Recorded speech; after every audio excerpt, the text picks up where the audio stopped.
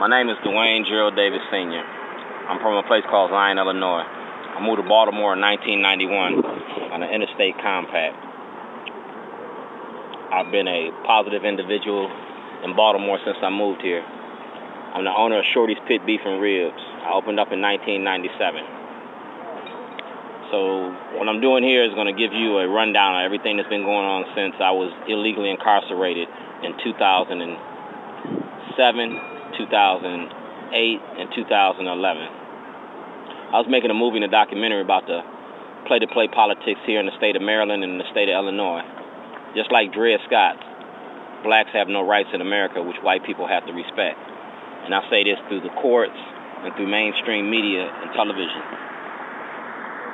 At my store on Falls Road, I was making a documentary about racism, and I was doing it in a white community using white people to discuss the issue of racism. I was the only black man within a 5 to 10 mile radius that owned a business that ran a store. I was not an employee, I was an owner. I had people from St. Paul, Gilman's, Boys Latin, all participating in this social experiment. And we put a toilet by the front door. It used to be called Talking Shit with Shorty, or potty training politicians. We was going to change shit to sugar and sugar to shit.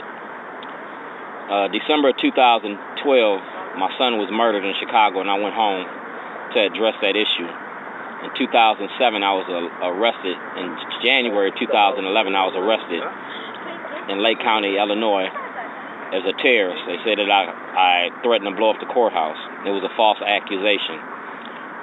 It was a message from the people in power to say that they can charge me with anything and do anything they wanted to me.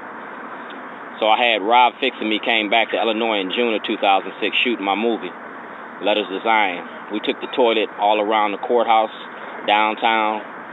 We took it to Chicago. We took it to the Chicago Stadium. We took it all over Chicago, showing that this toilet had power. Never locked me up, was never arrested for it. I sat in front of the Lake County Courthouse for 2.5 hours in a lounge chair with the toilet. Was never arrested, never charged with any crimes. So I went back home in December of 2007 to file a class action lawsuit against the state of Illinois, mainly Lake County, Illinois, for prisoner and inmate right violations. On December the 24th, I was illegally incarcerated and locked up from December 24th to June 3rd, 2008, as a terrorist for threatening to blow up the Waukegan New Sun. That was another lie. Mainstream media and mainstream courts and police departments have the law on their side to incarcerate blacks, Hispanics, and poor whites for anything that they want. They can indict a ham sandwich, so locking up a black man in America ain't shit. This ain't no different than Ferguson. What I was doing was exposing the racism in the judicial system, city, county, state, and federal levels. I showed how the public defenders and the state's attorneys work in hand to incarcerate the underclass and poor in society. They've taken color out the equation, and they start doing it on a social economic level. They lock up anybody now. But the majority of the people being locked up in America are people of color. And that's Jim Crow justice. Now getting back to the story. December 2008, I went home to file a lawsuit. I was locked up until June. I got out in June of 2008, and the state of Maryland took my property on Falls Road. The state of Maryland knowingly participated in fraud and forgery. They let my son, Jake Davis, steal my property, pay no taxes, and earn over $260,000, and no money was turned into the state, federal, or state levels. So I filed papers against them. So all I've been doing is filing papers. So I was doing my paperwork, and I was charged again with a crime of trespassing, 5 different felonies to violate me for the charges I had in Illinois. They was trying to take me back to Illinois. Then I was working for Scott Greenberg on Ricestown Road. In June of 2009, he was murdered, or August of 2009, he was murdered. The state of Maryland tried to charge me with that man's murder, and I had nothing to do with it. But because I was a black man, because I was on paper for other cases, they tried to pin me with that. The state of Maryland got videotapes. Chief Johnson from the Baltimore County Police Department has all my records. The state of Maryland took my truck, my computer, and 8 months worth of film, and diaries from 2000 and diaries from 1986. That was taken on February the 7th, 2011, when I was falsely accused of a terrorist activity of putting a toilet in front of the Towson courthouse. That toilet represented my son, Jake Davis. It represented Governor O'Malley. It represented Francott. It represented WJZ. It represented the Baltimore Sun. It represented the NAACP. And if you look on that toilet, which I still have, it had all the mail receipts showing that I contacted these individuals prior to any incidences that they accused me of committing crimes. So the media, the government, and the police department had knowledge that those charges that they charged were false. They were bogus. They were trying to shut me up. I told them that they wouldn't be able to kill me because I had these videotapes everywhere, and I got the videotapes everywhere. They're on YouTube, Facebook, and Twitter. It goes back to MySpace. So getting back to the 2011 incident where I was arrested in Towson, I won my case. I fired my lawyer, I defended myself, and I was forced to have a public defender named Jerome Joyce. Jerome Joyce refused to tell the court and refused to put on the case that I was making a movie. He refused to tell the truth that the toilet and the whole case was about Governor O'Malley, Lieutenant Governor Brown, and the corruption going on here in Baltimore. We was talking about the Inner Harbor money with Patarakis donations, with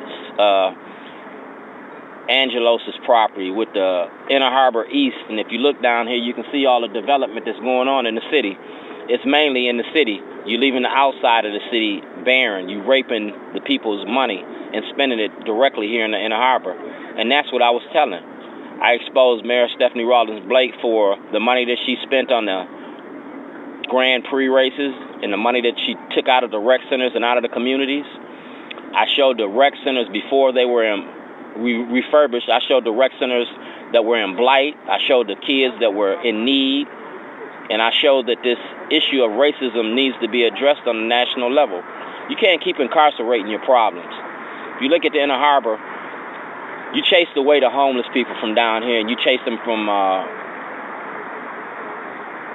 where the flea market is at, under the 83, and you moved them further up Guilford. You moved them closer to the Central Booking, so all you got to do is just lock them up. You can't lock away your homeless problem. You can't lock away the underclass. You need to create jobs and give people careers and opportunities instead of how you're doing it here in Baltimore. This is a tourist town. And by tourism, you're enslaving the people because all the jobs that you got here are service industry connected jobs. There are no careers here. I can serve you. I can cut your grass. I can flip your bed. I can take out your garbage. We need technical jobs where people can sustain and take care of their families. And that's what I was doing. I was creating a conversation and showing these things that's going on here in Baltimore. Now, I'm dictating this verbal dictation because I'm going to be coming out with a movie. I'm going to be confronting these politicians, and I'm going to be putting them toilets out again. I'm going to start with Fox 45. I'm putting the toilet in their lobby because Stephen Janis said he was going to investigate the corruption. It's been 2 weeks and Stephen Janis hasn't did anything.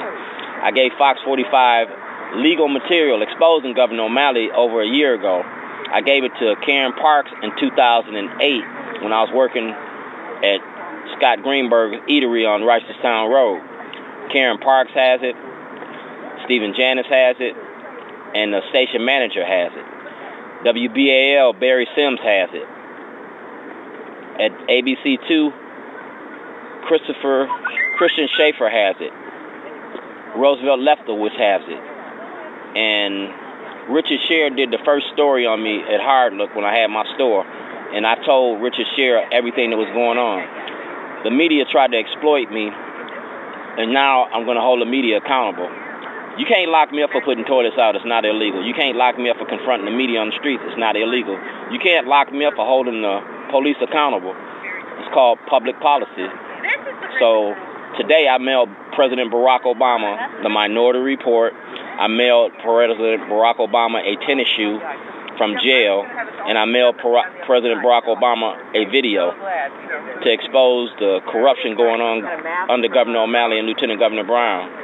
If we don't start getting these stories out and the truth out, they're going to continue to do the corruption and the pay-to-play politics here in Maryland the same way they did in Illinois. I followed President Barack Obama since he was a senator, and President Barack Obama has letters to my president. So when all this is said and done, this is going to be like Watergate, and this is what it is. So look at Letters to Zion, look at Enemy to Enemy, Enemy of My Friend, Google Dwayne G. Davis, Google Toilet Bomber, and you can put all this stuff together. This is just a small snippet, but when I get it all together, Baltimore going to be known for what it is, one of the shittiest cities in America. And they're going to have to wear that. O'Malley, Brown, Mayor Stephanie Rawlins Blake, Mosley, the city council. Until they do right by me, I'm going to keep treating them. And I'm going to keep treating them with them toilets.